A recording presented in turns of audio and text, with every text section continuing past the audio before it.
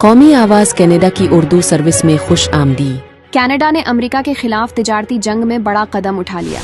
वज़ीर आज़म mark Carney ने ऐलान किया है कि अमेरिका से दरामद होने वाली वो तमाम गाड़ियां जो कनाडा अमेरिका मेक्सिको मुआहिदा स्यूज़मा के मयार पर पूरी नहीं उतरते, उन पर 25% दरामदी टैक्स लागू होगा। अलबत्ता गाड़ियों के पुर्जाजात इस पाबंदी से मुस्तस्ना होंगे। ये इकदाम अमरीकी सदर डोनाल्ड ट्रंप की जानिब से कनाडा पर आयद करदा हालिया टैरिफ का जवाब है। दोनों ममालिक के दरमियान जारी तिजारती कशीदगी में ये ताज़ा तरीन पेशरफ्त है। इससे कबल भी कई कनेडियन अशिया पर अमरीकी पाबंदियां बरकरार हैं, जिनके जवाब में कनाडा ने भी जवाबी इकदामात कर रखे हैं। मार्क कार्नी, जिन्होंने अपनी इंतखाबी मुहिम आर्जी तौर पर मुअत्तल कर दी है, ने दो टूक अल्फाज में कहा, अगर अमरीका आलमी तिजारत की क़ियादत नहीं कर सकता तो कनाडा करेगा।